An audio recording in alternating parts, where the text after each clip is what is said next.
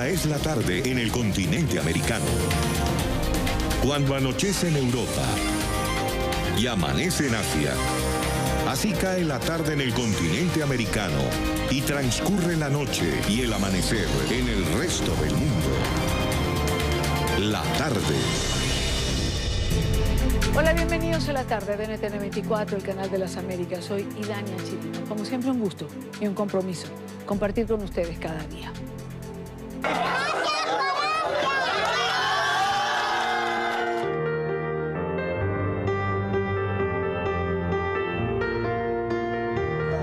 Gracias a Colombia, las oraciones las escuchó Dios.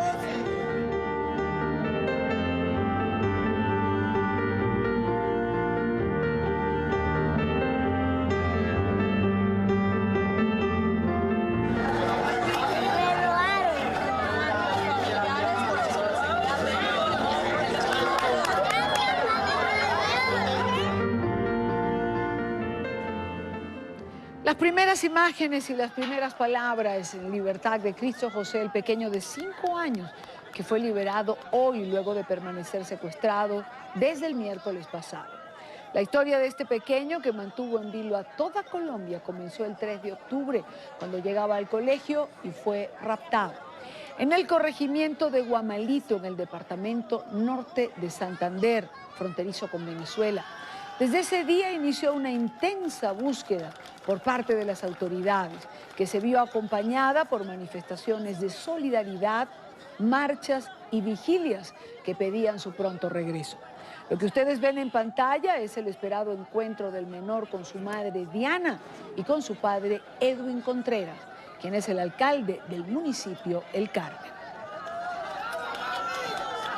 Una comisión conformada por la Defensoría Regional del Pueblo y la Iglesia Católica facilitó la liberación de este pequeño en una zona rural. El presidente Iván Duque fue quien confirmó la información a través de su cuenta en Twitter.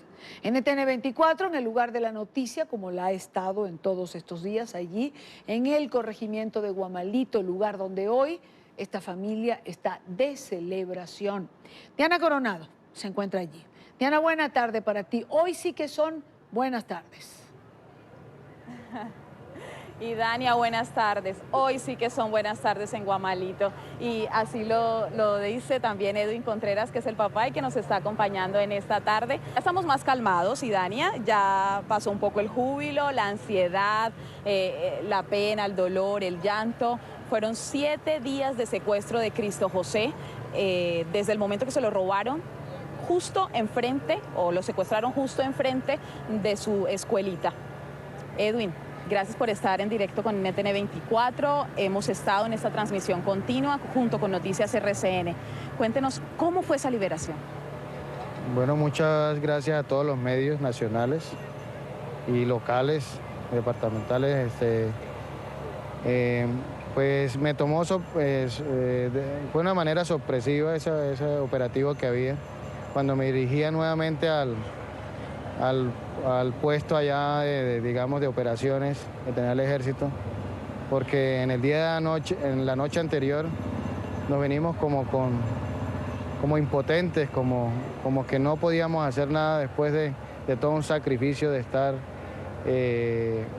caminando, preguntándole a las comunidades sobre el paradero de mi hijo, y llegamos a un punto donde posiblemente estaba, y debido al tiempo no pudimos llegar hasta allá. Me vine muy desarmado, muy desanimado, porque el escuchar a la misma gente que habita en la comunidad que el niño estaba padeciendo, que estaba enfermo de diarrea, que todo eso me destrozó el alma. Claro, Edwin, nos preguntas directamente desde estudio, ¿quiénes lo tenían secuestrado? ¿Quiénes eran? ¿Cómo eran? ¿Qué información recibieron ustedes? Es una banda organizada, son delincuentes que operan acá en la región, y gente del sur del Cesar y gente de acá del norte de Santander que se dedica a esto. Pues eso son labores de inteligencia, y esperamos que se haga justicia con estos delincuentes y le caiga todo el peso de la ley. ¿Hubo captura? ¿Cuántos son? ¿Se entregó la recompensa? Bueno, las operaciones están en la búsqueda de ellos. Yo en el momento que tomé a mi hijo salí huyendo del lugar para evitar riesgos para la vida de él y salir. Bueno, muy alegres, pero mi hijo en el momento que él me encontró, lo que hizo fue darme las gracias por haberlo rescatado y empezó a contarme muchas cosas en llanto, pero de verdad que está muy afectado. Yo emocionalmente trata uno de brindarle esa alegría y que él no mantenga ese mal recuerdo en mente. Así es, y usted nos va a detallar ahorita cómo se encontraba el menor. Antes queremos hacerle otra pregunta. ¿Está descartado que haya sido el ELN o el EPL? Sí, creo en los pronunciamientos que hizo el ELN. Igual usted sabe que en estos pueblos cualquier situación de secuestro, y si está en manos de ellos lo hacen a saber, o cualquier persona. Por eso era la complejidad de tener alguna noticia por parte de ellos, porque estaban bastante acorralados. Y bueno, la felicidad es que ya lo tenemos acá. Así es, Edwin, ya lo tiene. ¿Cómo encontraron al niño? ¿En qué momento? ¿Cómo encuentra usted al niño? ¿Estaba solo en una casa? ¿Estaba llorando? ¿Cómo encuentra usted al niño? El niño lo encontramos en plena selva, en una zona montañosa, donde yo me metía allá con mis escoltas y de igual manera pues el ejército nos estaba apoyando. Estaban allá detrás de ellos. Hubo un cruce ahí por parte de ellos, disparos, y de igual manera dejan al niño. Yo le gritaba desde la montaña, le decía: hijo, no te preocupes, yo estoy acá, ya voy por ti, no llores, no te desesperes, no te dé miedo, papi, le gritaba entre la montaña. Cuando hubo ese cruce de disparos, ¿usted no se le vino a la mente lo peor? Sí, en esto hay que ser positivo. Dios está conmigo y Dios está con mi hijo, los ángeles lo están protegiendo, y así fue.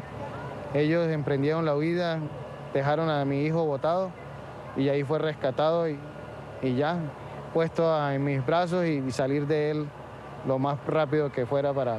Edwin, yo le quiero decir a los televidentes que evidentemente había mucha información secreta por parte de inteligencia del ejército que manejaba directamente con el papá Edwin Contreras, alcalde también del municipio El Carmen. Usted recibió una llamada en horas de la madrugada, el día de ayer. ¿Quién lo contacta a usted para usted llegar a la zona y posiblemente rescatar a su hijo, que efectivamente así fue? No, desafortunadamente nadie me avisó.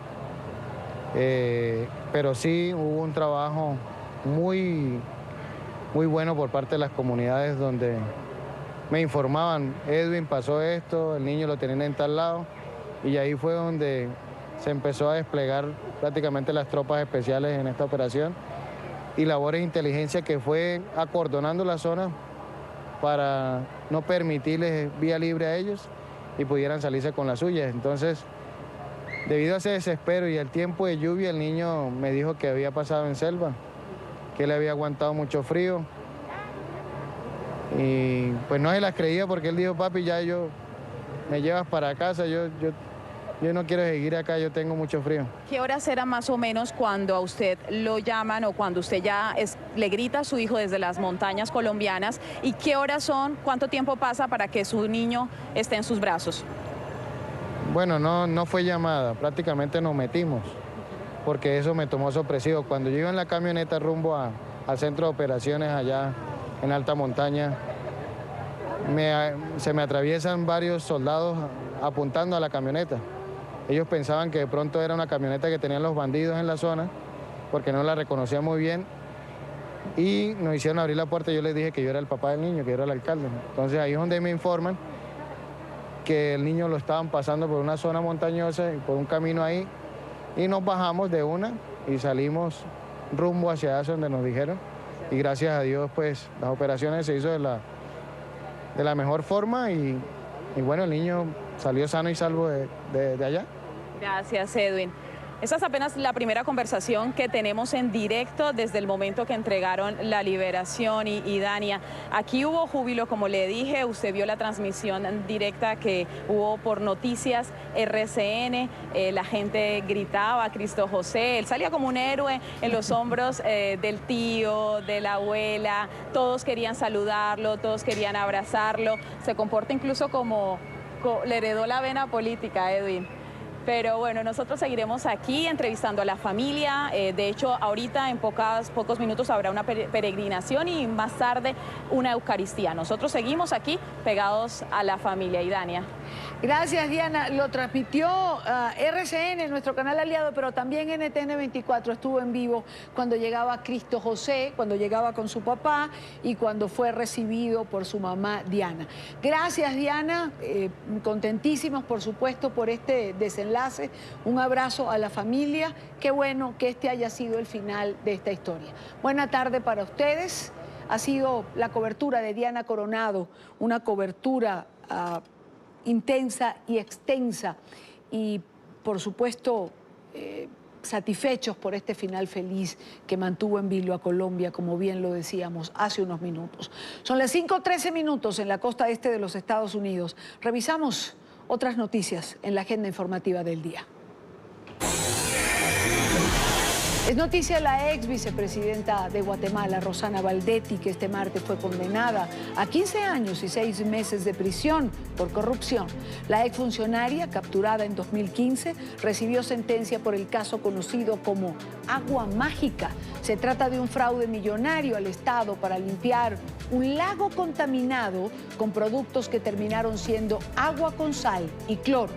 Otras 9 personas, entre ellas su hermano, Mario Valdetti, fueron condenados por participar en toda esta trama. Es noticia Mauricio Macri, el presidente de Argentina, quien reconoció que las medidas económicas que ha tomado y su endeudamiento con el Fondo Monetario Internacional afecta el bolsillo de todos los ciudadanos argentinos. Durante un discurso acompañado por la gobernadora de la provincia de Buenos Aires, dijo que él sabe que las familias no llegan a fin de mes, refiriéndose a la falta de recursos por el aumento en tarifa de los servicios públicos y la marcada inflación. Sin embargo, pidió paciencia, resistencia, para que con el tiempo puedan confirmar que el gobierno ha tomado las decisiones adecuadas y que va por el camino correcto. Sé que cuesta, sobre todo ahora que estamos pasando un momento difícil, que hay que ajustarse para llegar a fin de mes. Es noticia la celebración en Chile tras conocerse los resultados del informe Perspectivas Económicas Globales del Fondo Monetario Internacional. La previsión revela que la economía del país tendrá un crecimiento del 4% durante 2018. El documento además prevé que la inflación de la nación sudamericana cerrará el año en un 2.9%. Es decir, 6 décimas más que el 2.3% registrado en 2017. En Santiago de Chile saludamos a nuestro periodista Juan Pablo Monsalve, que tiene información. Hola, ¿qué tal, televidentes del programa La Tarde de NTN 24? Pues estos datos entregados por el Fondo Monetario Internacional coinciden con otras proyecciones hechas por otras entidades como el Banco Central de Chile. Sin duda son números que vienen pues a respaldar una de las principales promesas de campaña del gobierno del presidente Sebastián Piñera, y es la reactivación económica. Desde el Palacio de la Moneda, la sede del gobierno chileno, reaccionaron ante estos números. Lo hizo la ministra vocera de gobierno, Cecilia Pérez. Nos alegramos, dan cuenta de que el trabajo que se ha realizado estos 7 meses es un trabajo que va en la línea correcta, que va en la línea de fortalecer nuestra economía para finalmente producir una mejor calidad de vida a las familias chilenas. Tuvimos la posibilidad también de hablar con Rodolfo Vilches. Él es experto en política económica. Asegura que son varios factores externos los que precisamente han ayudado a que la economía chilena comience una reactivación y hayan estas buenas proyecciones por parte de organismos internacionales como el Fondo Monetario Internacional. Particularmente en una mejora en la confianza del empresariado, una mejora en la confianza de los consumidores, se ha visto una mejor actividad en productos mineros y en productos no mineros. Podría haber una pequeña desaceleración para el segundo semestre, pero ya el primer semestre se estima un crecimiento cercano al 4,4%. Otro de los puntos pues, que sin duda fue analizado por los expertos en comercio internacional y políticas económicas está directamente relacionado con la proyección que hizo el Fondo Monetario Internacional de Chile para el 2019. Particularmente me parece interesante las proyecciones que se hacen para el siguiente año. Si bien el Ministerio de Hacienda estableció un crecimiento cercano al 3,8%, el Fondo Monetario establece un 3,4%. Y eso nos muestra una foto bastante particular y que dice relación con que estaría detrás por parte de Hacienda una estimación de que la situación internacional, particularmente lo que dice relación con la guerra comercial entre China y Estados Unidos, o podría durar menos de lo que se está pensando, o el efecto que podría tener sobre el precio de los commodities, particularmente el cobre, sería menor al que podrían tener otras estimaciones. Desde el gobierno del presidente Sebastián Piñera pues han señalado que continuarán trabajando en distintos frentes económicos. Uno de ellos, promover la inversión extranjera en territorio chileno. Esta es la información que podemos entregarles a esta hora desde Santiago de Chile. Continúen ustedes con más en el programa La Tarde de NTN 24. Gracias, Juan Pablo. Gracias por la información. Por cierto, el informe del Fondo Monetario, en contraste, no tiene buenas noticias para Venezuela ni para los venezolanos. Según la estimación del organismo, la inflación cerraría este año 2018, oigan bien, en 1.350.000%. Se trata del encarecimiento casi por minuto de los productos y servicios en el territorio venezolano. Pero aún puede ser peor, porque el Fondo Monetario para el año 2019 cree que la situación irá en escalada y el índice inflacionario podría cerrar en 10 millones%. Una cifra casi impronunciable y por demás inviable para los ciudadanos en Venezuela. Es tan inviable, tan inmanejable, que es prácticamente difícil de entender. 10 millones% es algo que no cabe en la cabeza, no se puede razonar. Son las 5:19 en Caracas, Venezuela.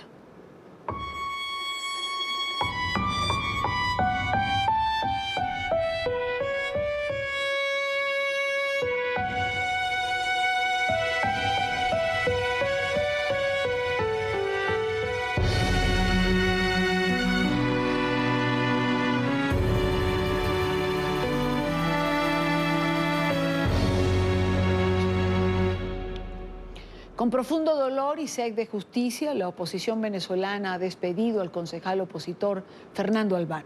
El cuerpo de Albán fue trasladado a la sede de la Asamblea Nacional, de mayoría opositora, para rendirle homenaje.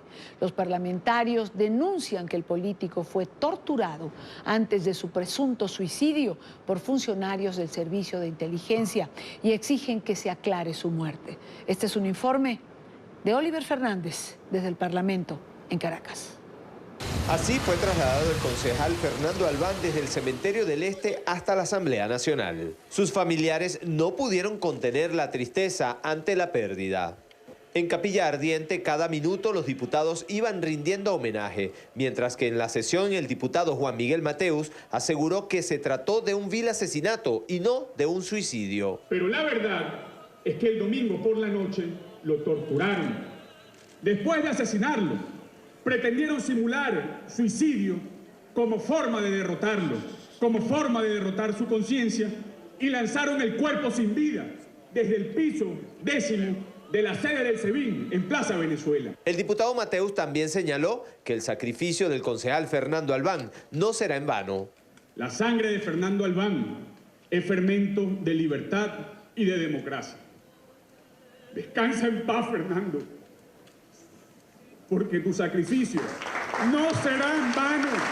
Defensores de los derechos humanos y representantes de los diferentes partidos políticos acompañaron el féretro. El líder opositor Enrique Capriles Radonsky tampoco cree en la versión del suicidio suministrada por el gobierno. Además considera que los que se decían perseguidos del pasado hoy son los verdugos. Mire dónde estamos aquí, velando a un compañero que lo lanzaron del piso 10 de la policía política, y el gobierno pretende decir que fue un suicidio. Bueno, le decía ahorita a uno de los embajadores los que se decían los perseguidos del pasado se han convertido en los verdugos del presente. ¿Guarda relación? Ese círculo vicioso en este país en algún momento tiene que acabarse. La diputada Manuela Bolívar aseguró que el gobierno se llenó de contradicciones. Por un lado, el fiscal constituyente asegura que el concejal se lanzó desde la ventana de un baño, mientras que el ministro de Interior y Justicia, Néstor Reverol, asegura que el concejal se encontraba en una sala de espera. No es un detalle menor esta contradicción. No lo es y hay que resaltarla. Porque esta contradicción lo que nos muestra es que no dicen la verdad, de que no fue un suicidio. El exgobernador del estado Miranda, Enrique Capriles Radonsky, aseguró que la muerte del concejal Fernando Albán pudiera marcar una nueva ola de violencia en Venezuela. Es la información que manejamos desde Caracas y con ella los invitamos a que continúen con más de la tarde. Gracias a Oliver Fernández por el informe. En nuestros estudios en Caracas nos acompaña Luis Isquiel, abogado, penalista, criminólogo, asesor de la Comisión de Política Interior de la Asamblea Nacional. Luis, bienvenido, buena tarde. Gracias por estar en NTN 24. Hola, Dania, ¿cómo estás? Muchísimas gracias a ti. ¿Qué se sabe hasta ahora? ¿Por qué se asume en discurso abiertamente por parte de los diputados opositores, se asegura que ha sido un asesinato? Porque hay muchísimas contradicciones, Dania, en las versiones oficiales. Una de las diputadas que habló en la Asamblea Nacional lo mencionaba. El fiscal que impuso la Asamblea Nacional Constituyente señaló una declaración en el canal del Estado que Fernando Albán se había lanzado desde un baño de la Policía Política SEBIN. Y luego el ministro de Interior y Justicia señaló que se había lanzado era de una sala de espera. Entonces, esa es una de las contradicciones. Luego, en Venezuela no hay ninguna capacidad de una investigación independiente.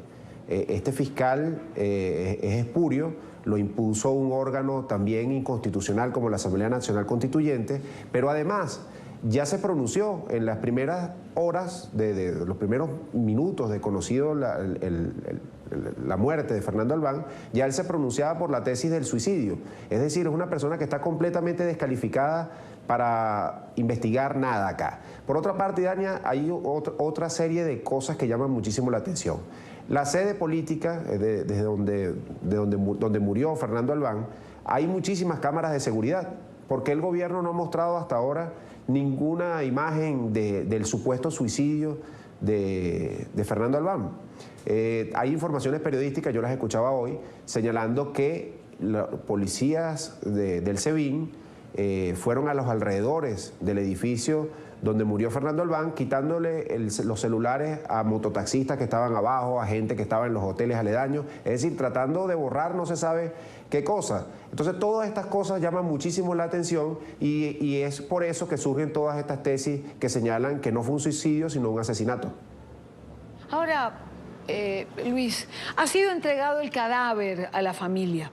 ¿Se ha hecho la autopsia correspondiente? ¿Alguien de la familia ha podido ver el cuerpo? ¿El ataúd está sellado? Sí, entiendo que el cuerpo lo entregaron anoche a los familiares. Hoy se estaba efectuando el velorio en la Asamblea Nacional y va a continuar también hasta el día de mañana. Pero también veía, viniendo para acá, informaciones de medios de comunicación señalando que quien hizo la autopsia, o por lo menos quien firma el protocolo de muerte, no es ni siquiera un médico formal, sino un médico de estos comunitarios, que esa es una información extraoficial, pero ya está corriendo, que es un médico comunitario. Entonces, imagínate tú lo grave de esto. La Oficina del Alto Comisionado de las Naciones Unidas para los Derechos Humanos ha elaborado desde hace ya bastante tiempo un protocolo que se debe seguir cuando se presumen muertes ilícitas, ¿no? Ese protocolo, entre otras cosas, establece cómo debe hacerse una autopsia y hay muchísimos pasos allí establecidos y cosas que tiene obligatoriamente que determinar el médico forense. Entonces, ¿cómo va a seguir todos esos pasos que establece este protocolo de Minnesota para muertes como controvertidas como la de Fernando Albán, si esa persona, repito, extraoficialmente, pero ya es muy grave que esté corriendo esa información, esta persona ni siquiera es un médico graduado formalmente, sino uno de estos médicos express que gradúa el gobierno de Nicolás Maduro? Ahora, Es decir, el cuerpo en poder de la familia no pudiese ser entregado a un equipo confiable para que hiciera la autopsia correspondiente.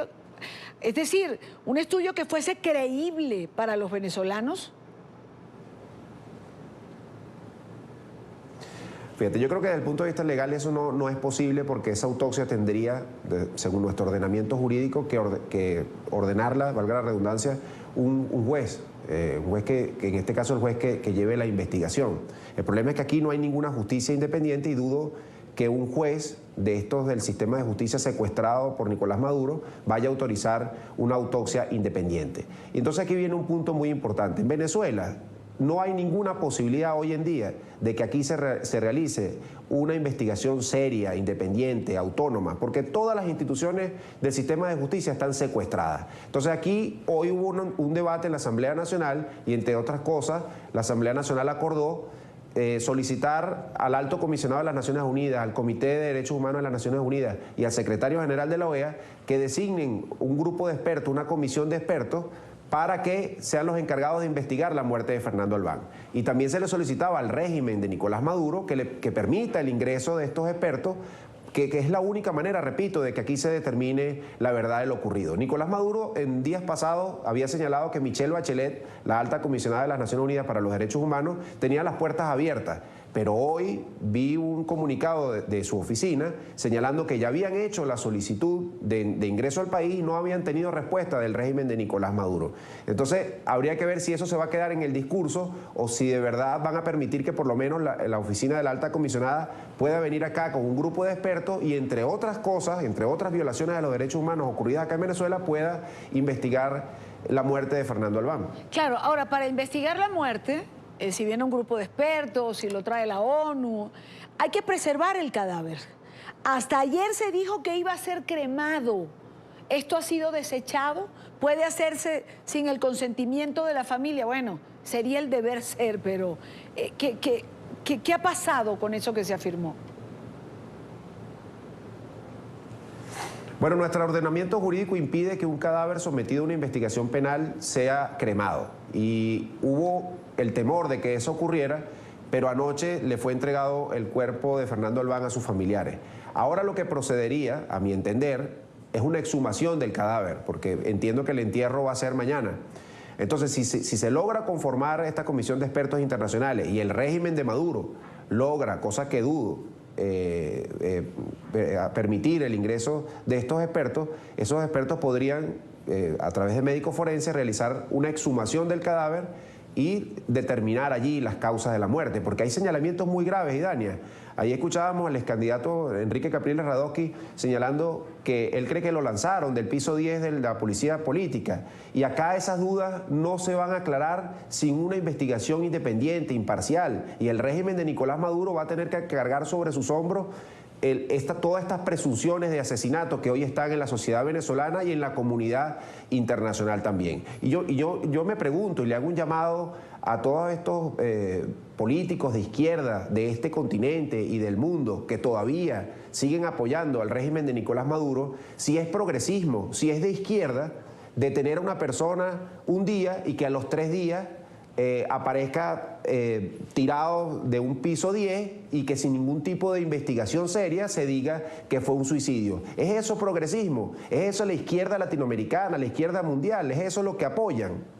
Sí, bueno, son muchas preguntas que están sobre la mesa, Luis, y que pareciera que nadie en el gobierno de Nicolás Maduro quiere responder. Por ejemplo, sería interesante saber qué piensa Jorge Rodríguez, ¿no?, cuyo padre murió en un episodio oscuro en los calabozos de ese entonces de la DICIP.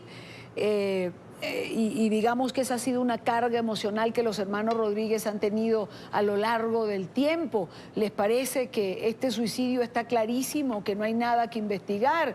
Hay mucho por responder. Quizás con el paso de los días tengamos alguna respuesta, pero también habrá que ver si el gobierno accede a que este grupo de expertos investigue esta muerte. Hay presión de la comunidad internacional, pero particularmente creo que no lo van a aceptar, como no han aceptado tantas otras. Óscar Pérez todavía está esperando que se haga una investigación independiente. Luis Isquiel, abogado, penalista, criminólogo. Luis, gracias por estar con nosotros. Dime. Gracias. No, que habría que recordar que Fernando Albán es un preso político, que fue detenido regresando de la ONU de acompañar a Julio Borges, quien hoy está en Colombia. Sí. Es decir, ocurre lo de la muerte, pero previamente había sido detenido ilegalmente como tantos presos políticos en Venezuela. Claro, es así. Buena tarde para ti, gracias por habernos acompañado. Continuamos con más en la tarde de hoy. Nikki Haley deja la Organización de Naciones Unidas. La embajadora de los Estados Unidos ante este organismo ha renunciado. La funcionaria, reconocida como una mujer de mano dura, de carácter recio, saldrá del cargo el próximo diciembre. Esta mañana el presidente Donald Trump aceptó su dimisión y la despidió en el Salón Oval de la Casa Blanca, en medio de grandes elogios por los aportes a su administración. Alejandro Rincón, en la sede de Naciones Unidas en Nueva York, tiene información. Alejandro, buena tarde para ti. Hola, buenas tardes. La mujer considerada como el motor de ejecución de toda la política y estrategia aislacionista de los Estados Unidos, englobada bajo el término o el lema de Estados Unidos primero, abandona su cargo a fin de 2018. Nikki Haley ha decidido dar un paso al lado, según sus propias palabras. No sabemos a futuro para qué. Sin embargo, ese anuncio o decisión quedó confirmada en primera instancia por el que ha sido su jefe, el presidente Donald Trump, quien en la mañana de este martes decía lo siguiente desde la Casa Blanca. Al final del año, Nikki estará dejando el cargo.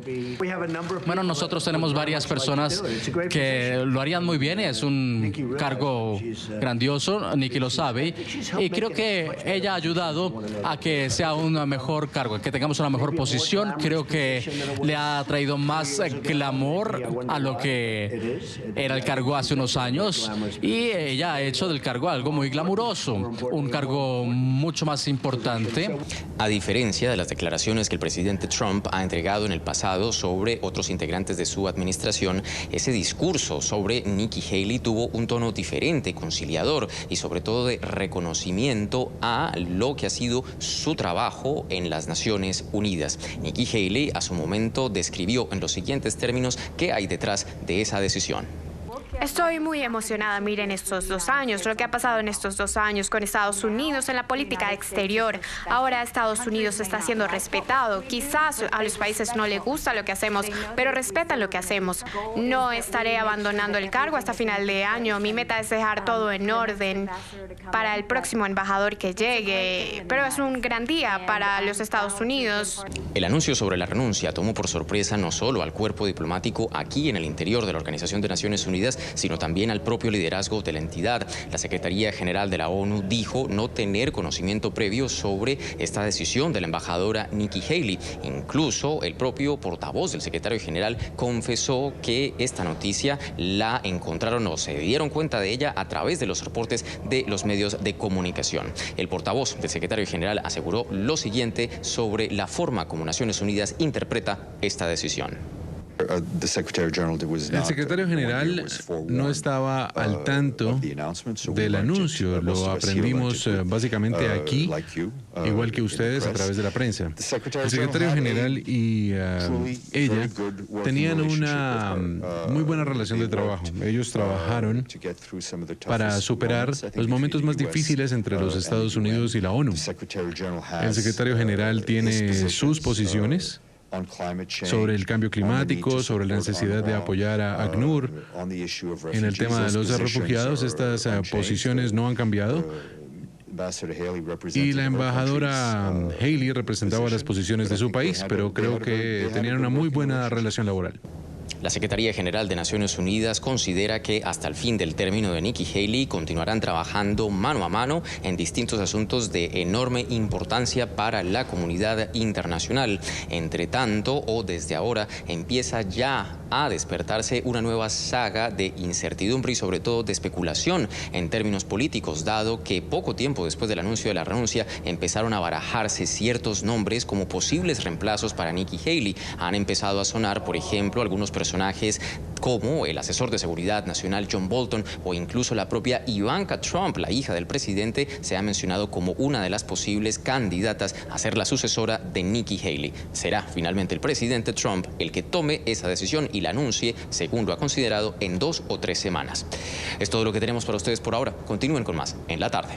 Gracias, Alejandro. Gracias por la información. Por cierto, que el propio presidente Trump ha desmentido que se considere a Ivanka Trump. Ha dicho que está suficientemente preparada, pero que sería absolutamente criticado en caso de hacer este nombramiento. Quiero saludar en esta parte del programa a Michael Chifter, presidente del Diálogo Interamericano. Señor Chifter, bienvenido. Buena tarde para usted. Gracias por estar en NTN 24. Un gran gusto. Muchas gracias por la invitación.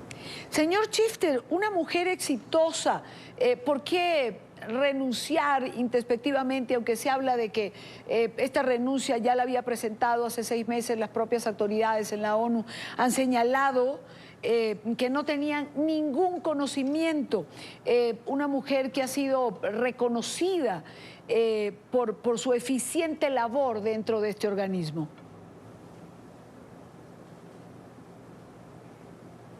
Bueno, yo creo que en esta ciudad de Washington hay mucha especulación en cuanto a los motivos que influyó en esta decisión de la embajadora Haley.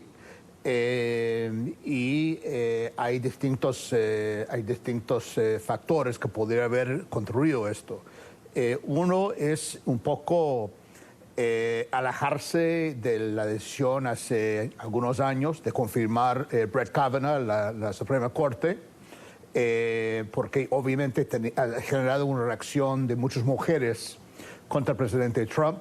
Y si embajadora Haley tiene aspiraciones políticas, que todo el mundo cree que tiene, que es muy ambiciosa, esto puede ser un factor negativo en cuanto dure el tiempo con él.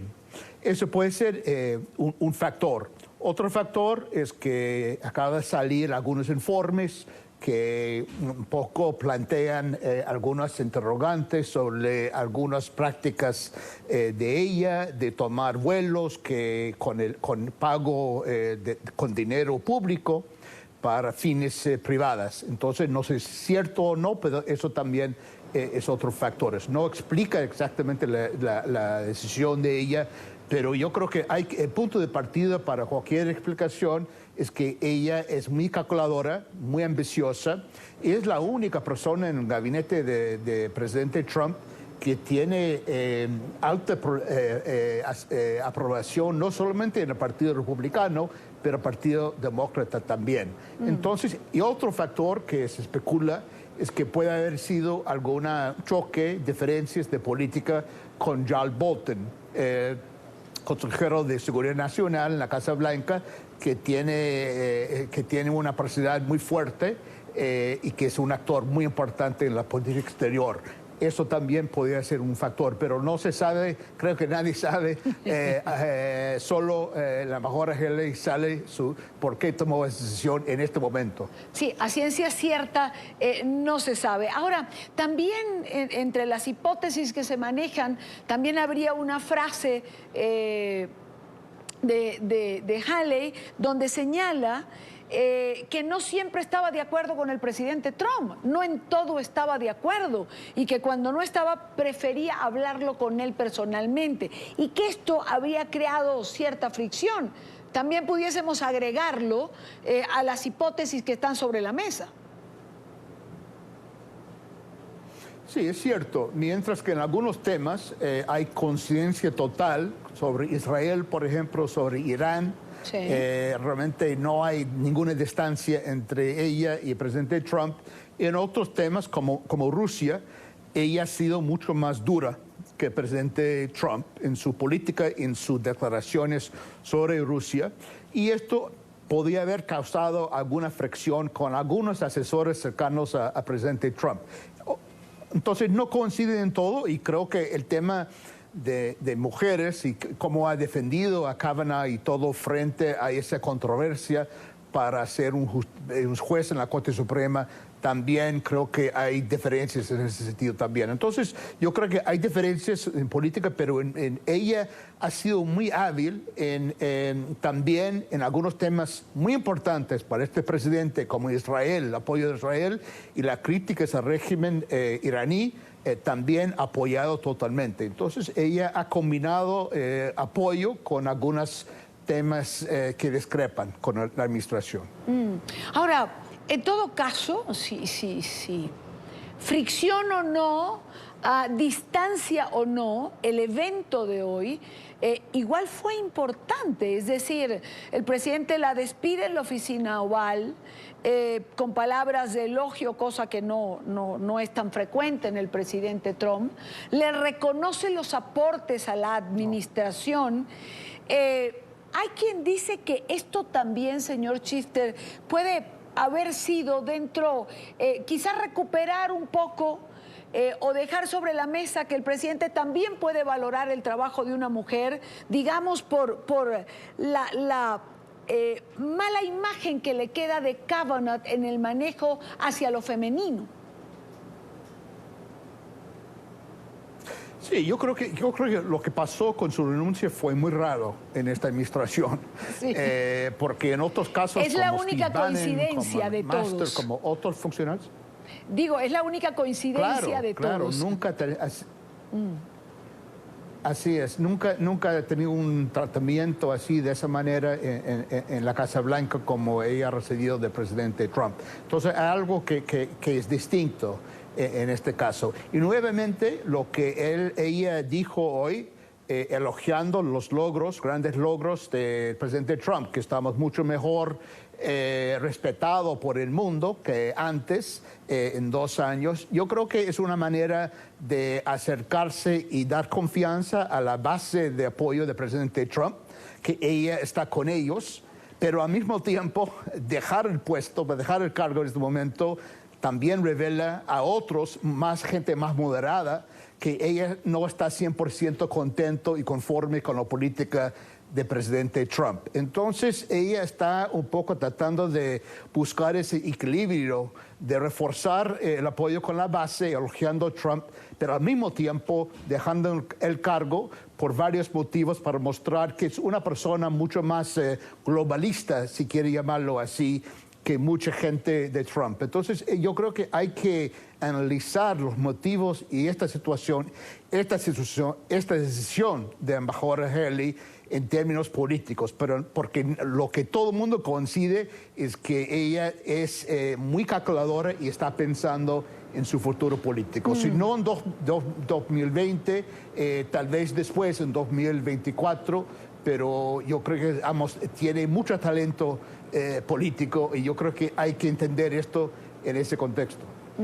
Ahora, en ese futuro político y según su análisis, lo que no estaría planteado es otro cargo en la administración. Es decir, que en diciembre se anunciase que va a otro cargo. Sí, bueno, lo que pasa es que eso es posible, pero después de ser embajadora en la administración Obama, Susan Rice fue embajadora ante Naciones Unidas y después pasó al Consejo de Seguridad Nacional. Eso sería lo lógico, pero ahora Bolton es bastante nuevo, parece que tiene buena relación con el presidente Trump, entonces yo descartaría ese tipo de movida en este momento. Yo creo que más bien va a enfocar en su estrategia política. Puede presentarse como senadora, como candidata para senadora y otro cargo, pero para seguir en esa trayectoria. Pero me da la impresión que de pasar a la embajadora ante la ONU a otro cargo en esta dimensión ahora no es lo más probable. Si le preguntara cuál sería el legado de Haley, digamos, en estos años de trabajo, si algo se le reconoce, por ejemplo, es haber visibilizado o haber puesto sobre la mesa con énfasis, por ejemplo, la crisis de Venezuela, haberse desplazado a la frontera, esas imágenes que pudimos ver en un momento en el puente fronterizo entre Venezuela y Colombia, fueron algo que impactó, igual que sus declaraciones desde allí. Así es, yo creo que ese es el tema, el gran desafío y gran tragedia hemisférica, y creo que su reacción, su declaración, su visita a la frontera de Colombia y Venezuela refleja y demuestra esta posición, este compromiso con el tema venezolano. Obviamente la crisis sigue, no ha habido una solución a la crisis, pero el hecho que Naciones Unidas está más involucrado, más consciente, yo creo que gracias a ella. Ahora, hay que recordar también que posicionarse de esa manera también rinde beneficios políticos para ella. Hay gente en Estados Unidos, venezolanos, cubanos y otros, que están muy preocupados de lo que está pasando. Entonces, tomar una posición muy dura en este tema también tiene ciertos beneficios políticos. Hay una combinación de cosas, pero en este hemisferio, sin duda, es la crisis y el problema principal. Evidentemente, creo que lo que nos queda claro es que hay un cálculo político en esta decisión de Haley. Hay una visión a futuro que no nos queda claro cuál es exactamente, pero hay, y eso que usted señala, por supuesto que hay un rédito político en ese desplazamiento. Cubanos, venezolanos en Estados Unidos están teniendo también ahora los venezolanos capacidad de voto y decisión. Señor Schifter, un gusto tenerle en el programa. Gracias por acompañarnos.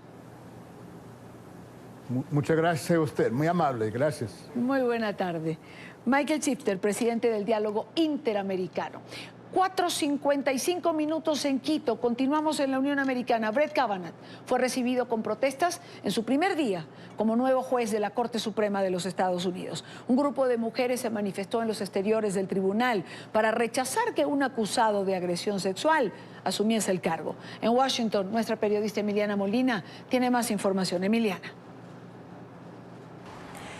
Hola, ¿qué tal? Muy buenas tardes. Brett Kavanaugh llegó para ocupar su silla ante el primer día de escuchar argumentos en la Corte Suprema ya como juez de este tribunal, pero no sin antes llegar a una corte rodeada de alta seguridad, también manifestantes y decenas de personas que esperaban en las afueras de la Corte Suprema para ingresar a este primer día de argumentos y poder ver el comportamiento de Brett Kavanaugh de primera mano. Estoy hoy aquí porque siento que es mi obligación moral como mujer decirle al mundo cuán decepcionada estoy con los resultados sobre la confirmación de Kavanaugh. Este es un hombre que desprecio y ha cometido agresión sexual contra múltiples mujeres. Estoy muy decepcionada, no puedo ni siquiera describir la cantidad de decepción que tengo sobre todo el proceso y el hecho de que creo que fue obvio que él mintió. ¿Y cómo podemos siquiera considerar a alguien que no dice la verdad? Ya sea que los rumores o los alegatos sean verdad o no, estoy simplemente decepcionada. La llegada de Kavanaugh marca un día histórico para los conservadores que han luchado durante años para lograr obtener una corte conservadora con una mayoría de 5. Esto, recordemos, que cambia después de que Anthony Kennedy se retirara en junio. Kennedy era un voto decisivo y como conservador moderado en ocasiones votaba con los 4 liberales de esta Corte Suprema. Ahora este voto podría quedar en manos del juez y presidente del Tribunal Supremo, John Roberts, pero no sin antes de que el mandatario estadounidense Donald Trump en las últimas horas declarara, nuevamente le pidiera disculpas a la familia de Kavanaugh y a él por el proceso al que se tuvieron que ver sometidos para que este fuera confirmado al Tribunal Supremo. También asegurando que Kavanaugh, después de pasar por todo este proceso, ha logrado comprobar su inocencia sin dar ningún tipo de pruebas. Aquellos que quieren servir a nuestro país merecen una evaluación justa y digna. No una campaña de destrucción política y personal basada en mentiras y en engaños. Lo que le pasó a la familia Kavanaugh viola toda noción de justicia, decencia y debido proceso. En nuestro país, un hombre o una mujer siempre deben ser considerados inocentes hasta que sean probados culpables. El proceso de confirmación en el Senado fue controvertido y emocional. Ese proceso ha acabado. Mi foco ahora es ser el mejor juez que pueda ser. Tomo este cargo con gratitud y sin amargura. En la Corte Suprema buscaré ser una fuerza de estabilidad. Mi meta es ser un gran juez para todos los estadounidenses y para todo Estados Unidos. Hoy, durante 2 horas, los argumentos en el Tribunal Supremo se enfocaron en robos y crímenes, sobre todo sobre criminales reincidentes. Pero el día de mañana será un día decisivo donde Kavanaugh escuchará por primera vez argumentos durante el transcurso de 2 horas sobre la detención de inmigrantes indocumentados, algo que a largo plazo podría cambiar la trayectoria de estos inmigrantes en Estados Unidos. Desde Washington, Emiliana Molina, regreso al Centro Internacional de Noticias.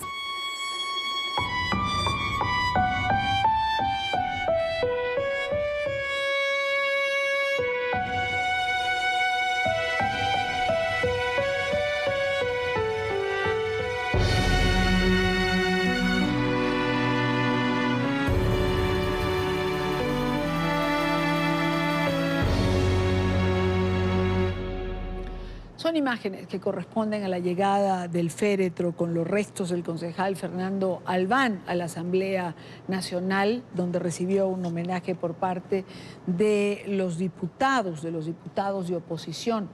Ahora, bajo un fuerte aguacero, en Caracas, continúan los homenajes a Fernando Albán. Recordemos que muriera ayer en extrañas circunstancias, mientras estaba bajo la custodia de la policía política de Nicolás Maduro. Luis Laya se encuentra en la parroquia de la Universidad Central de Venezuela, donde a esta hora familiares, compañeros y amigos también le dan su último adiós. Siguen exigiendo que se aclare lo sucedido.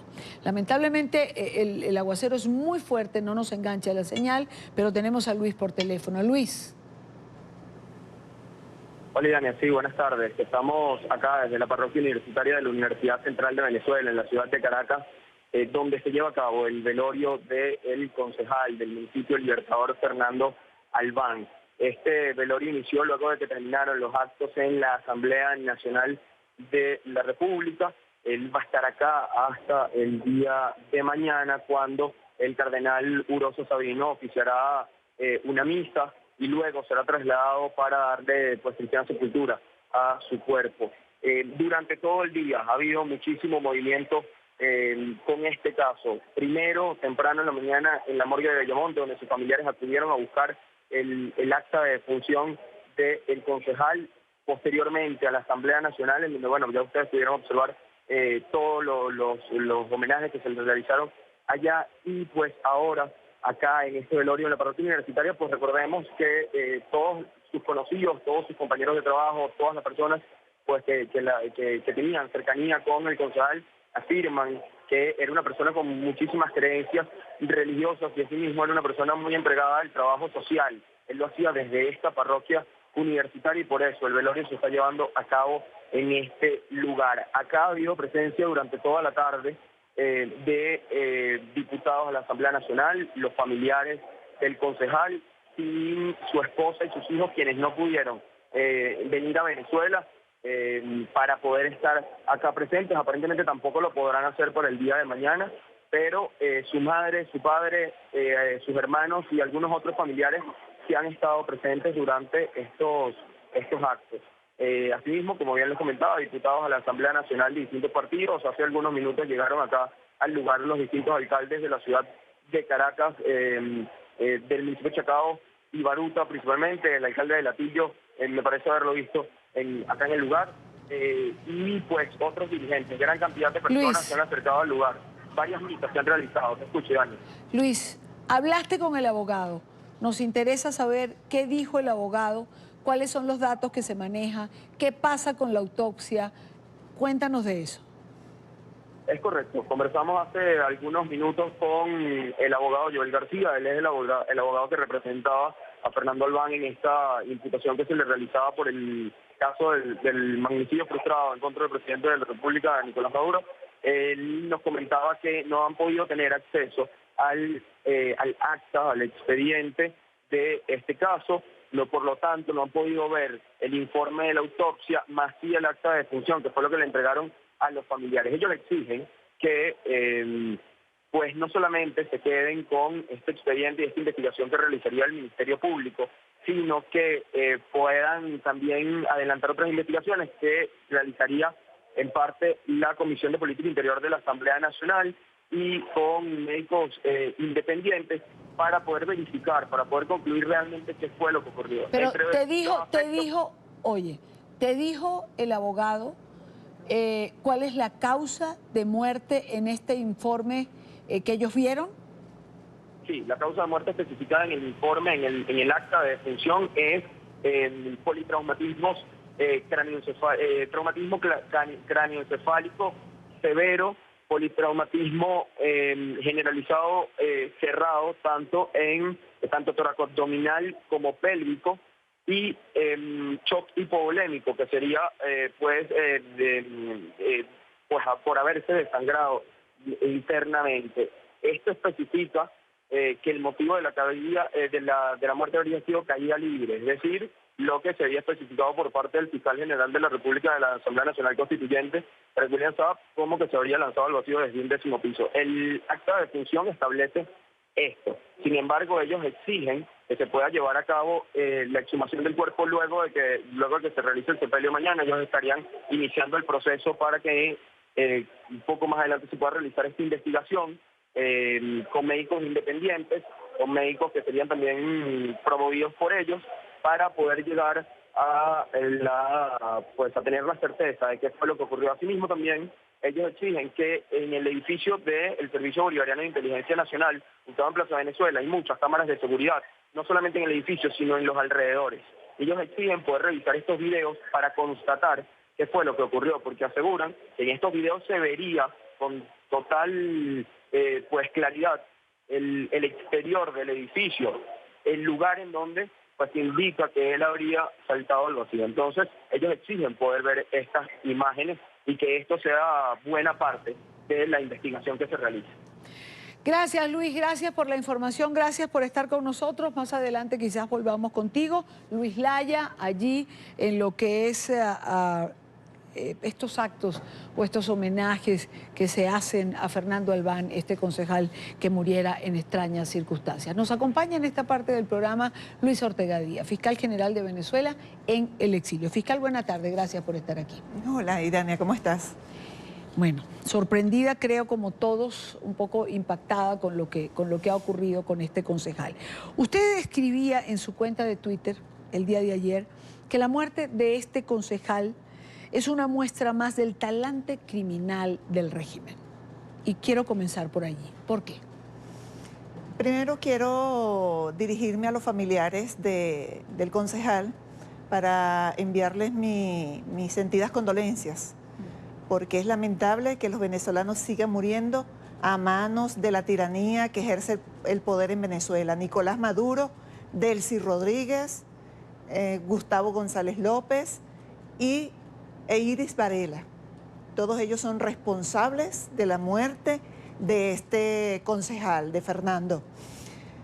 Tengo información, porque nosotros tenemos información de adentro, que se les murió ahogado porque lo estaban torturando con una bolsa. Lo bolsearon, como dicen en el argot policial, y se les murió. Esa es la información que nosotros tenemos. Y me preocupa mucho que veo que están exigiendo una investigación seria. ¿Cómo es posible que van a sepultarlo sin haber realizado una autopsia?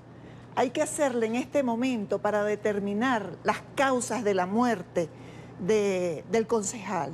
Y yo sugiero que de donde lo tienen ahora, en el velatorio, que lo retiren y busquen un patólogo en Venezuela, que hay muchísimos, que yo estoy segura que estarían dispuestos a hacerle el protocolo de autopsia para determinar las causas de la muerte.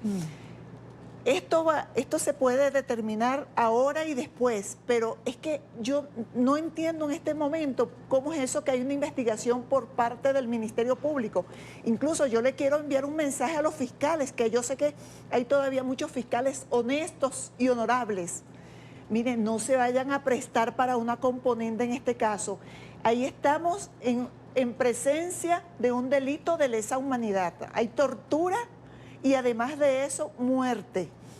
Es decir, que van a ser tan responsables como Nicolás Maduro, Delcy Rodríguez, Iris Varela y González López. Y además, yo también estoy sorprendida de la actitud del venezolano. Oye, es hora de despertar. ¿Cómo es posible que no hayan salido a protestar, no hayan salido a reclamar? Y el gobierno en este momento está muy tranquilo porque la sociedad en general, la dirigencia política, no está conduciendo las luchas sociales. No hay luchas sociales. Las manifestaciones que han salido han sido espontáneas. Y ahora el gobierno, frente a esta situación, bueno, se siente más tranquilo y ahora lo que viene es la racia contra toda la dirigencia política y contra la sociedad en general. Yo creo que es hora de despertar, de levantarse, no hacerle ese confort que tienen ellos en Venezuela, hay que arrebatárselo, así como nos han arrebatado todos los venezolanos. Entonces, hay que exigirle a Tarek, el usurpador, Tarek, no me acuerdo cómo se llama, ¿cuál es el apellido? Tarek William Saab. A él hay que exigirle que haga una investigación seria, pero fíjate que inmediatamente salió a decir que era un suicidio. ¿Cómo él va a emitir opinión si todavía no se habían hecho los protocolos y las investigaciones adecuadas para determinar qué era lo que había pasado allí?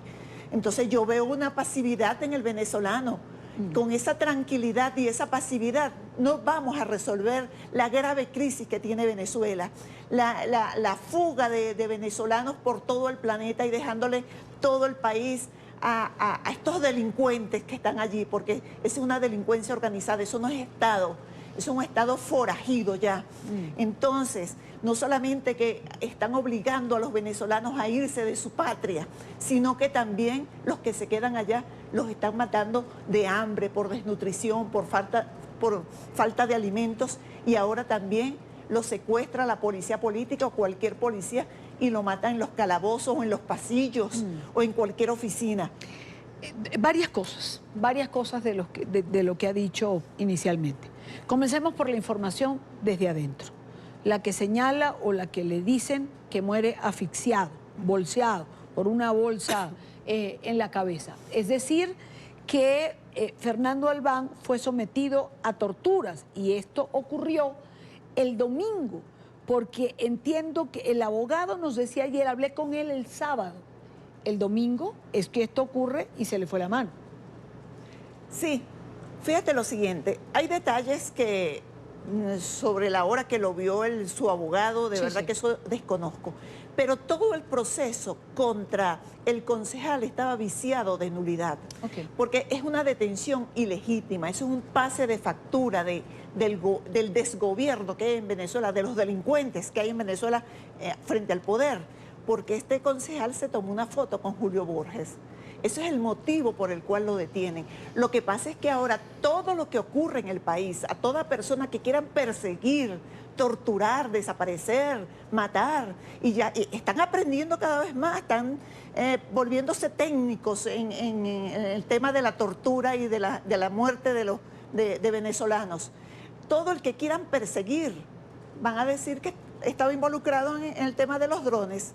¿Cuántos privados de libertad hay en este momento por el tema de los drones? ¿Cuántas órdenes de captura hay?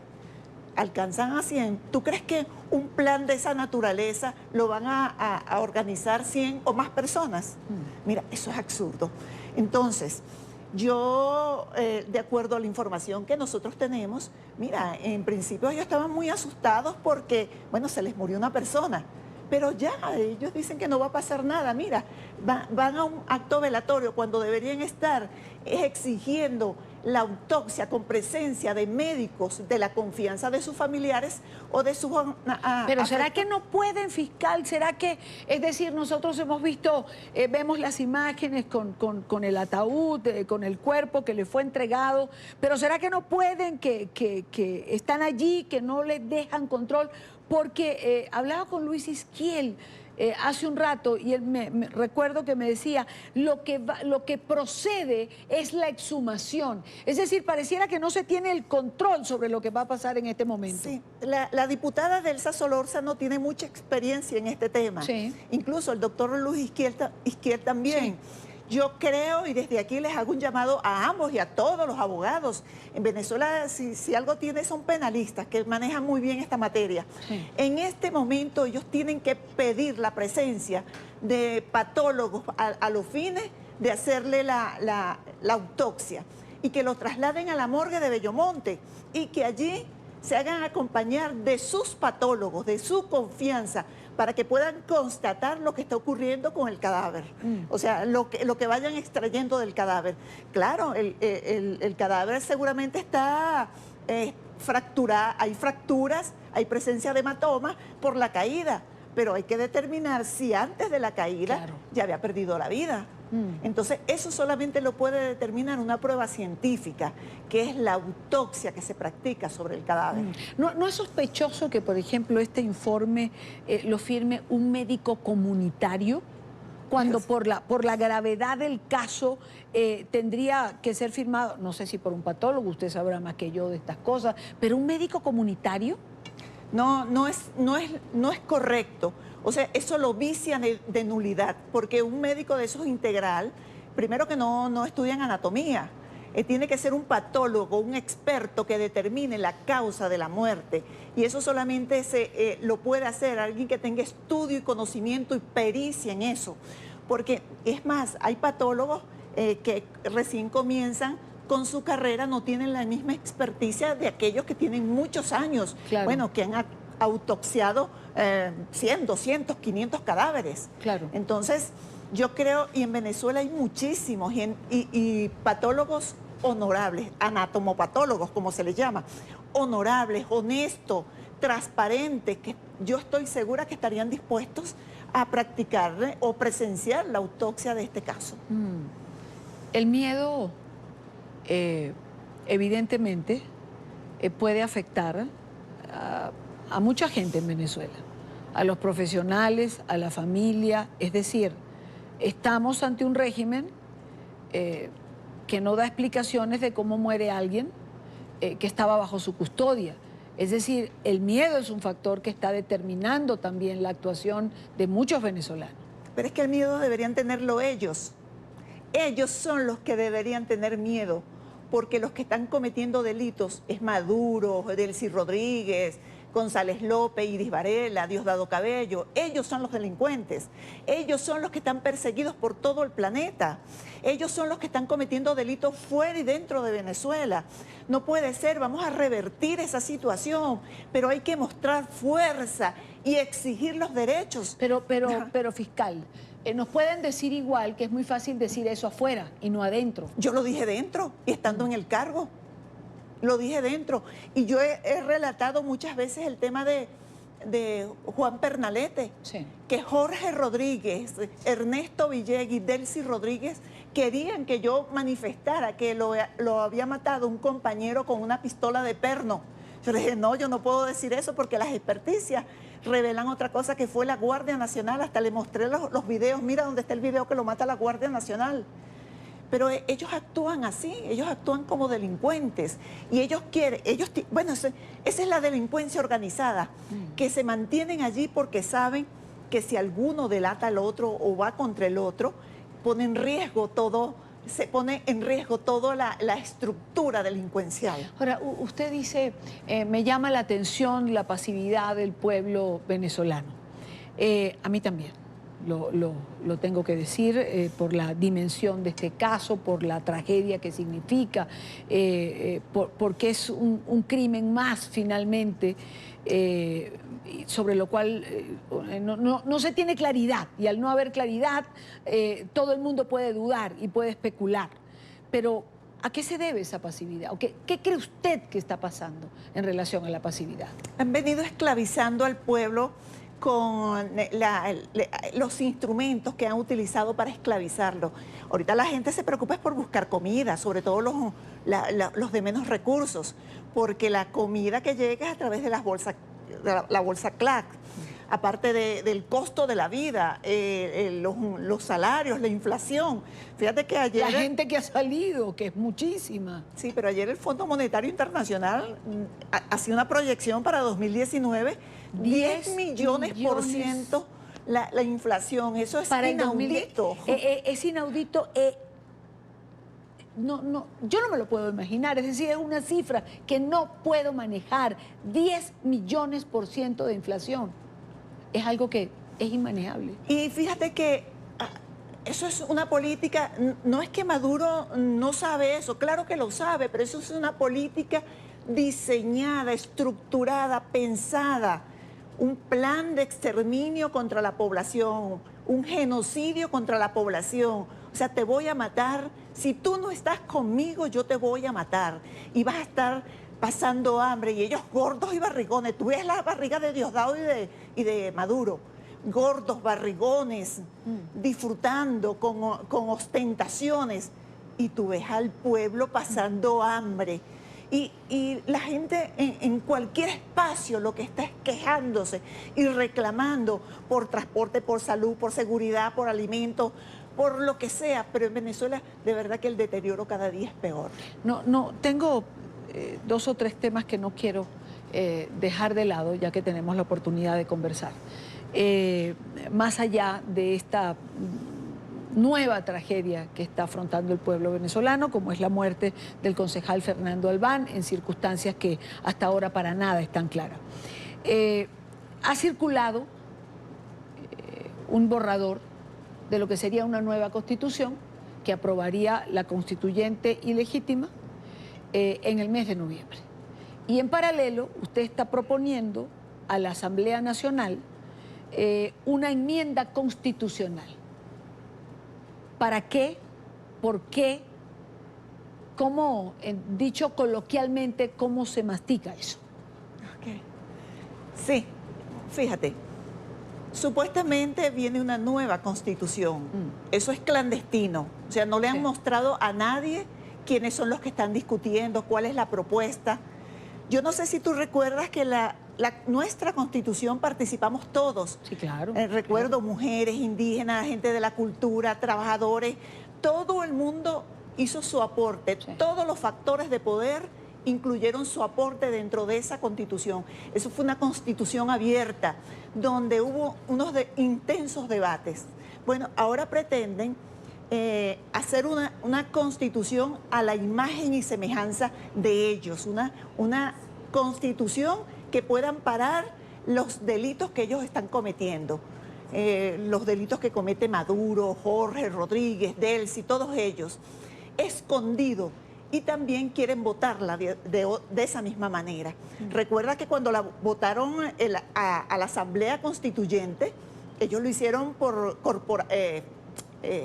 federaciones, no recuerdo cómo se llama, corporaciones, o sea, elecciones corporativas, no fue universal, directa y secreta, como dice la Constitución.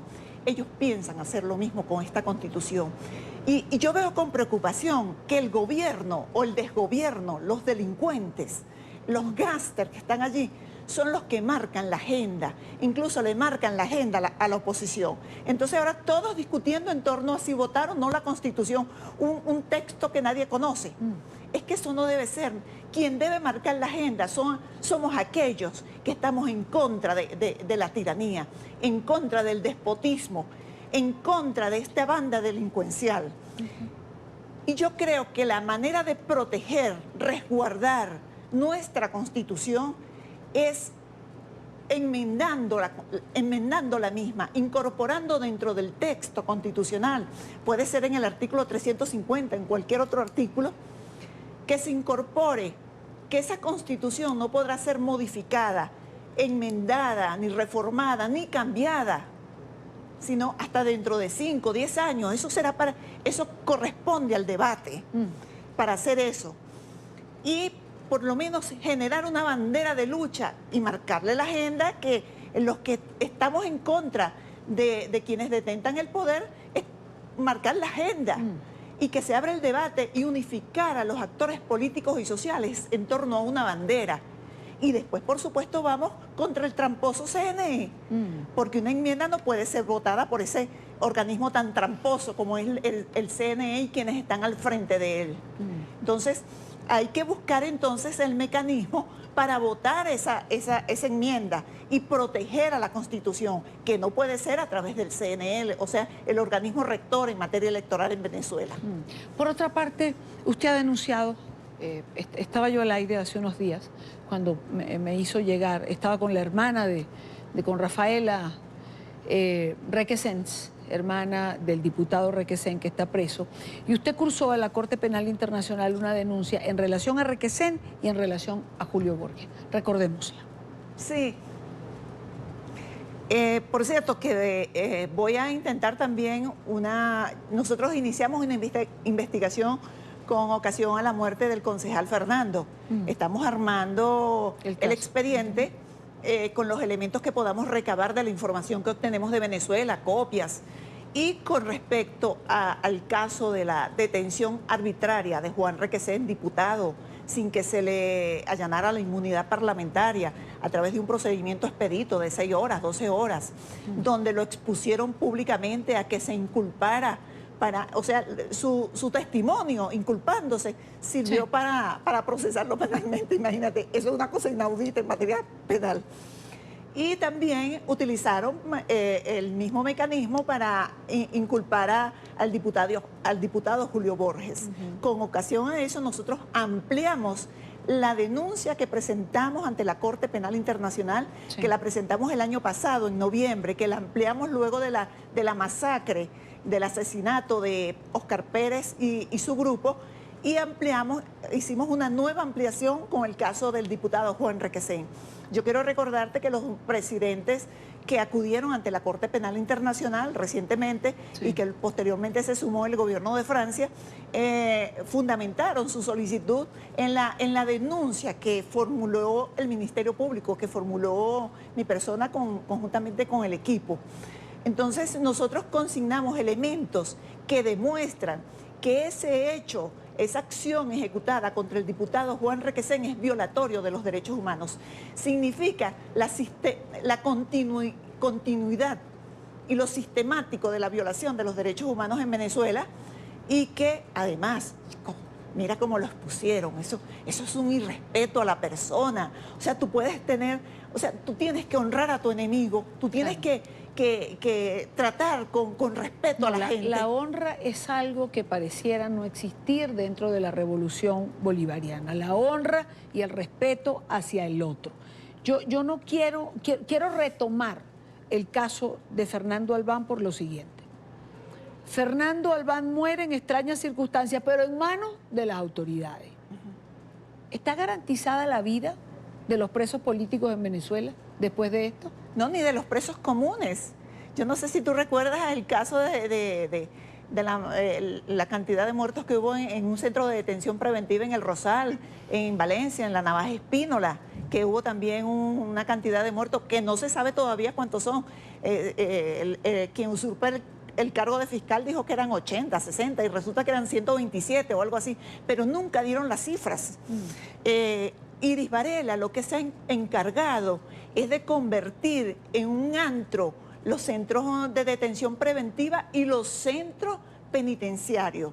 O sea, ella es la que ha creado la cultura del pranato en Venezuela. Yo no sé si tú recuerdas haberla visto en una cama dentro de la cárcel con un Fran que se llamaba El Conejo, que después lo mataron fuera, porque estaba preso y lo mataron fuera, así como hubo otro, Wilmito, no, otros tantos. Iris Varela, ministra de Asuntos Penitenciarios para nuestra Ella se ha encargado de crear desdibujar lo que es el sistema penitenciario y la Constitución.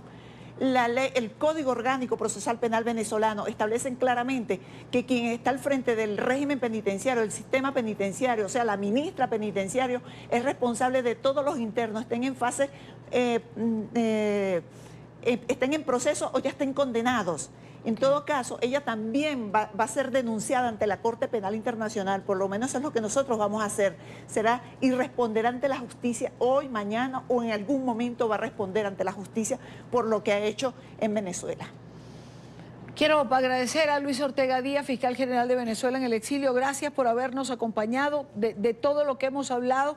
Creo que rescato la parte de a ese cadáver habría que hacerle una autopsia con patólogos de confianza de la familia de Albán. Es bueno saber que la esposa y los hijos no están en Venezuela y no han podido volver en este momento, solo los padres del concejal.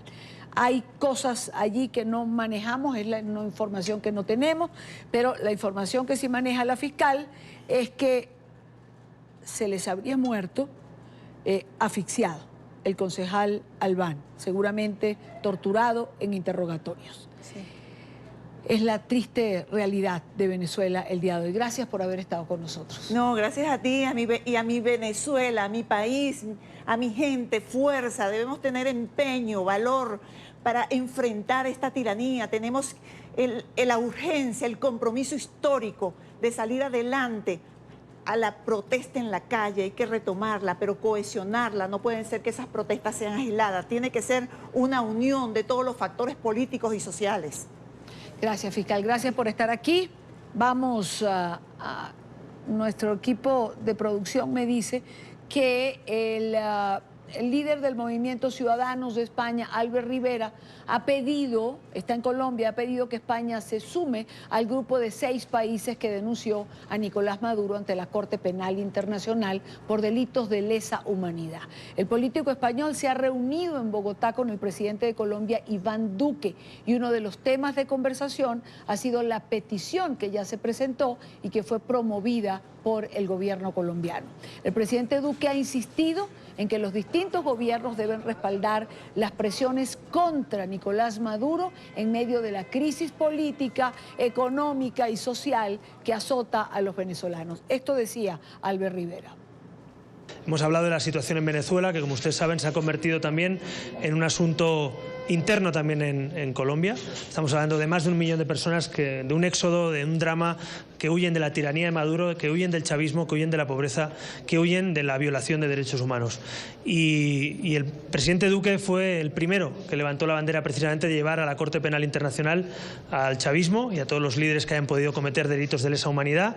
Otros países han estado a la altura, 6 países en concreto han formado una alianza fuerte para defender esa denuncia ante la Corte Penal Internacional. Finalmente Francia también, el presidente Macron se sumaba hace unos pocos días y yo les quiero anunciar después de esta comida que me comprometo, si soy presidente de Gobierno de España, a sumarme a esa alianza por la dignidad, esa alianza por los derechos humanos en Venezuela.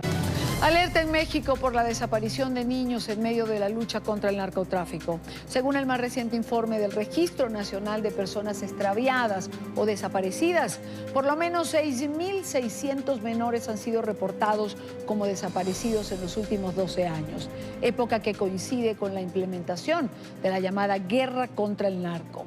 Cifras presentadas en la Conferencia Nacional por los Derechos de Niñas, Niños y Adolescentes indican que por lo menos el 75% de estas desapariciones ocurrieron en el sexenio del presidente Enrique Peña Nieto. Quiero saludar en esta parte del programa a Juan Martín Pérez García, director de la Red por los Derechos de los Niños en México. Juan Martín, muchísimas gracias por acompañarnos, bienvenido. Gracias, buena tarde. Y tengo que comenzar preguntándote, cuando uno ve esta cifra, lo que uno se pregunta es cómo no hay un escándalo en México por la desaparición de tantos niños. Efectivamente, comparto contigo la indignación y la sorpresa que pese a estas cifras, que además hay que agregarle cerca de 15,000 niños, niñas y adolescentes asesinados en la última década en esta misma estrategia fallida contra el crimen organizado, 7,000 casi de ellos desaparecidos y están invisibles para la agenda política, para la agenda pública, y la ciudadanía pues queda, digamos, inmóvil frente a este drama. Ahora, ¿qué falla en el Estado? ¿Por qué no hay ni la seguridad ni el seguimiento de los casos? Mira, yo creo que el tema central es que la crisis institucional de derechos humanos que México está viviendo y que ha sido ya señalada por organismos internacionales desde hace varios años, particularmente la Oficina del Alto Comisionado, la Comisión Interamericana de Derechos Humanos, tiene 3 grandes factores. El primero es la impunidad. Tenemos de cada 100 carpetas de investigación donde los niños y niñas son, digamos, las víctimas, solo una de estas carpetas alcanza sentencia condenatoria. Es decir, hay un 99% de impunidad.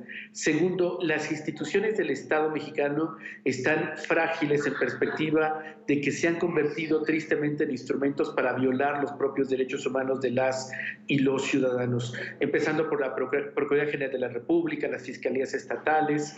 En su conjunto hay un deterioro terrible en las instituciones mexicanas.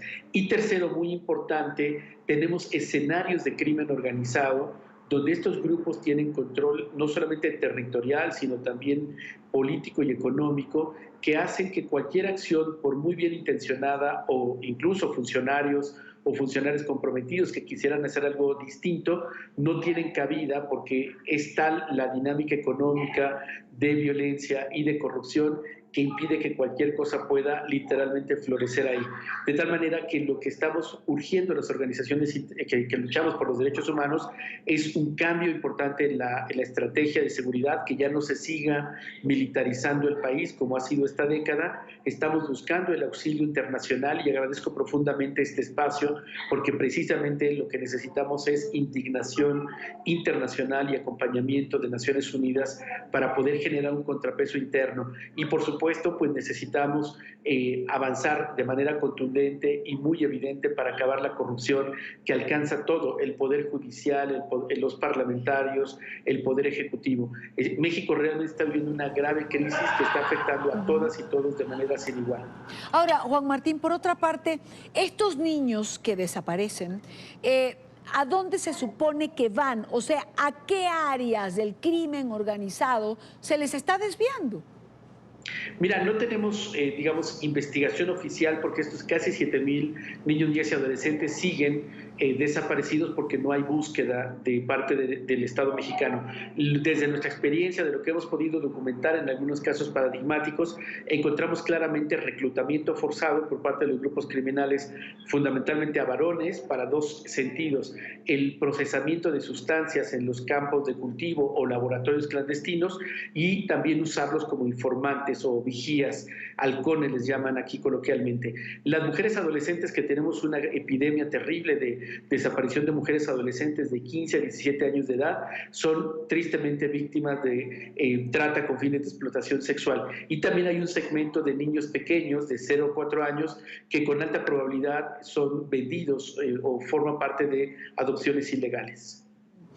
¿Algunas zonas particulares en el país, en México? Mira, empezó esto en algunas zonas específicas, en el norte de México, Tamaulipas, Sinaloa, pero como la estrategia de seguridad militarizada, tenemos al Ejército, a la Marina en las calles haciendo tareas de policía que no le corresponden, y las policías locales diezmadas, compradas y corrompidas por los grupos criminales, se ha generalizado en todo el país. Entonces hay una correlación directamente proporcional entre la presencia del Ejército, la Marina en estas confrontaciones armadas con grupos criminales, con el alto número de homicidios y desaparición de, por supuesto, personas adultas, pero también de niños, niñas y adolescentes. Si ustedes ven el mapa, que les invito a mirar en nuestro sitio, en nuestras redes sociales, pueden verlo a través de mi Twitter, Juan Martín MX, o @derechoinfancia, ustedes notarán que los mapas georreferenciados muestran que todo el territorio nacional ya está lleno de enfrentamientos entre el Ejército y grupos armados no estatales, y también de los casos de desaparición. Bueno, es una situación realmente grave. No entiendo, lo confieso, cómo no tiene mayor trascendencia cuando estamos hablando prácticamente de 7,000 niños desaparecidos en México en manos del crimen organizado para todo este tipo de actividades. López Obrador, ¿asomó o ha asomado alguna posibilidad de cambio de estrategia? ¿Tienen esperanza, por lo menos? No, hasta ahora no ha tocado absolutamente hasta este momento ninguna mención hacia los derechos de niños y niñas, menos hacia niñez desaparecida o víctima de homicidios, y anunció recientemente la creación de una Guardia Nacional que combinaría el Ejército, la Marina y la Policía Federal, y que lo único que mantiene pues es esta dinámica de militarizar el país. Ya le hemos anticipado a las organizaciones que luchamos por los derechos humanos que esta fórmula la conocemos en los últimos 20 años y ha dejado el país bañado en sangre. Más de 240,000 personas asesinadas, 35 57.000 personas desaparecidas, 400.000 personas desplazadas hacia el interior del país. Esa fórmula de tener la guerra colocada en los territorios no ayuda. Necesitamos hacerlo como otros países también lo hacen, luchar contra el crimen organizado a través de la inteligencia económica, de medidas y acciones estratégicas que puedan desmontar las redes de protección y corrupción criminal que existen también con autoridades, y de esa manera podemos avanzar y sobre todo fortaleciendo el tejido comunitario y a las y los ciudadanos que son, como en el caso de Colombia, lo han demostrado, quienes tienen más capacidad de recuperar el territorio y de lograr la pacificación, cuando menos en algunos territorios. Pues quiero darle las gracias a Juan Martín Pérez García, director de la Red por los Derechos de los Niños en Ciudad de México. Muchísimas gracias por estar aquí. Gracias por este espacio. Muy buenas tardes. Llegamos al final de la tarde de hoy. Gracias por habernos acompañado. Nuestras cuentas en Twitter se las dejo en pantalla, siempre con información en tiempo real. Nuestras entrevistas las encuentran en nuestra página web ntn24.com. Mañana a la misma hora les espero para debatir, analizar, compartir la agenda informativa del día. Buena tarde para todos.